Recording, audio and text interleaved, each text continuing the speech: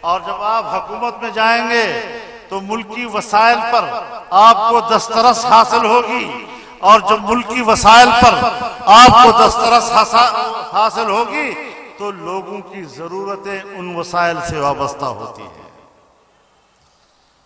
ان کو روزگار بھی چاہیے، ان کو نوکری بھی چاہیے، ان کو اسکول بھی چاہیے، ان کو ہسپتال بھی چاہیے، ان کو سڑک بھی چاہیے، ان کو ڈاک خانہ بھی چاہیے۔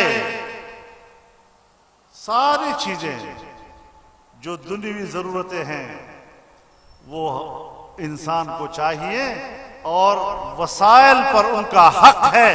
اور آج حکومت میں آپ آئے، وسائل آپ کے ہاتھ میں آ گئے تو اب پبلک آپ کی طرف آئے گی۔ آپ مسجد میں بیٹھے رہیں، دم چف کرتے رہیں، کوئی نہیں آئے گا کہ میرے ساتھ تھانے چلو مولوی صاحب۔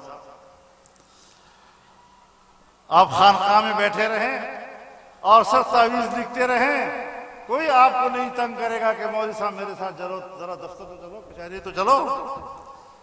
لیکن جب آپ سیاست میں آئیں گے، ملکی وسائل تک آپ کا ہاتھ پہنچے گا، آپ کی قدرت میں آئیں گے تو پبلک دوڑے گی آپ کی طرف اور آپ سے کہے گی میری یہ ضرورت ہے، اس کو پورا کرو۔ اب یہاں پر آپ نے اپنے آپ کو دیکھنا ہے کہ یہ حق عوام کا ہے، لیکن یہ مادی ہے، اور اندر سے میرے اندر عقیدہ ہے اسلام کی سربلندی، تو اس اسلام کا تقاضا ہے کہ آپ لوگوں کی ان ضرورتوں کو پورا کریں گے۔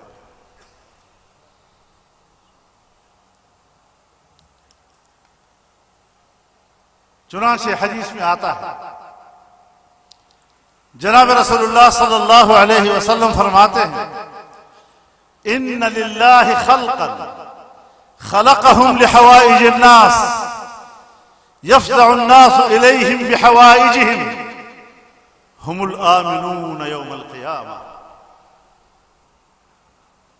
اللہ تعالیٰ کی ایک مخلوق ایسی بھی ہے کہ جسے اللہ نے اپنی مخلوق کی خدمت اور ان کی حاجتیں پورا کرنے کے لیے پیدا کیا۔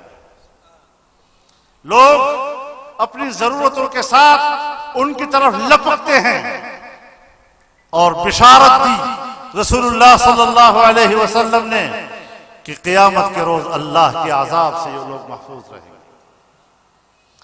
اب آپ مجھے بتائیں کہ اندر سے ایمان ہو اور پھر سیاست کے میدان میں قدم رکھے تو اعلاء کلمت اللہ اور اللہ کی سربلندی، اس کے دین کی سربلندی آپ کا نصب العین ہو، اور اس میدان میں جب آپ اتریں اور ملکی وسائل تک آپ کا ہاتھ پہنچے، آپ کی قدرت میں وسائل آئیں اور پبلک آپ کی طرف آئے ان ضرورتوں کے لیے، اور آپ اس پر لبیک کہے، ان کی ضرورت کو پورا کریں، اس سے بڑھ کر اور اجر کیا ہو سکتا ہے کہ آپ کی آخرت محفوظ ہو جاتی ہے۔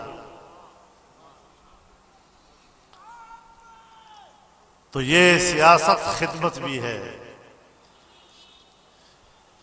یہ وسائل کا صحیح استعمال کا نام ہے، عوام کی ضرورتوں کو پورا کرنے کا نام ہے۔